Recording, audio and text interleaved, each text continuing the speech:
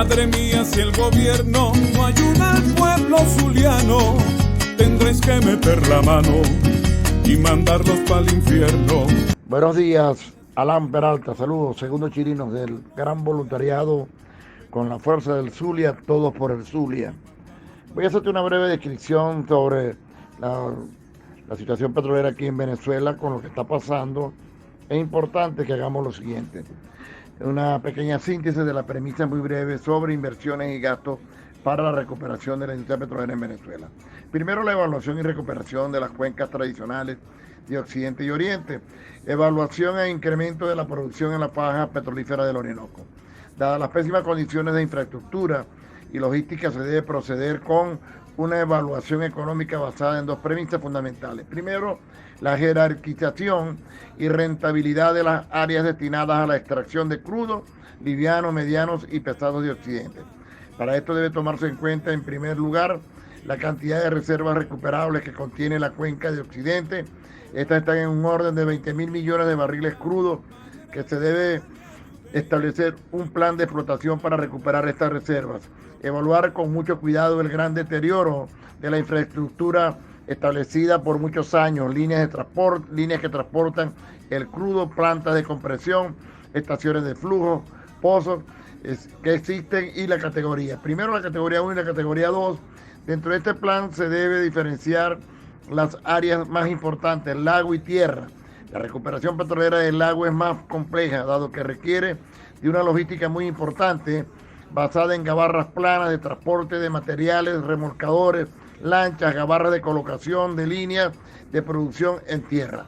En tierra existen dos áreas muy importantes, tierra este pesado y tomoporo, tierra este pesado, que requiere de inyección de vapor y una infraestructura de calentadores en línea. La cuenca de Occidente, dependiendo de la cantidad de barriles a la que se quiere llegar como meta y mantenerla en Venezuela, debe fijarse en al menos una producción diaria entre 700 y 900 mil barriles diarios de crudo acá en el Occidente por día. Serían necesarias inversiones y gastos por el orden de los 100 a 200 mil millones de dólares. En la cuenca de Oriente, recuperación de 500 mil barriles de crudo liviano, inversiones de millones de dólares con una producción estimada en 400 mil barriles de petróleo por día.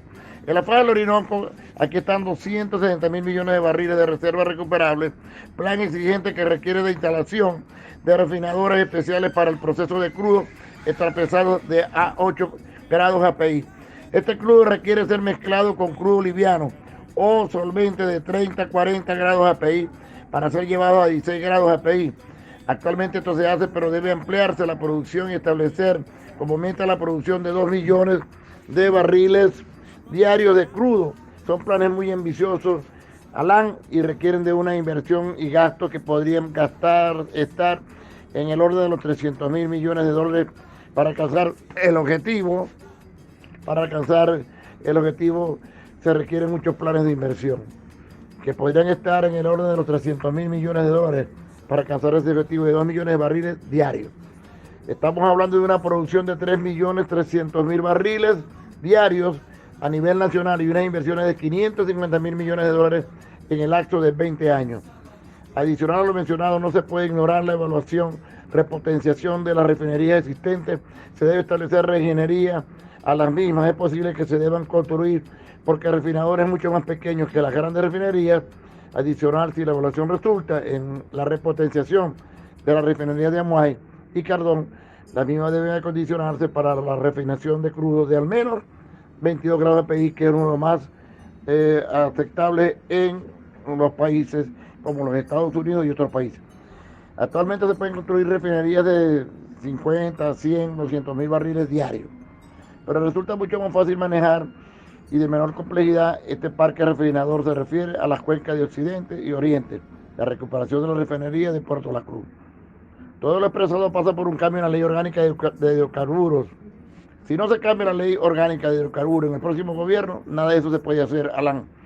del 2001 esta ley ha quedado obsoleta y es imposible su aplicación porque los porcentajes de inversión mayoritaria de parte del Estado ya no es posible. Simplemente no hay capacidad financiera adicional, se deben retirar cláusulas de gananciales por incremento en el precio del crudo. También pasa por el establecimiento de una apertura petrolera con las grandes petroleras como Exxon, Shell, ConocoPhillips, Total, Mobil y la Chevron.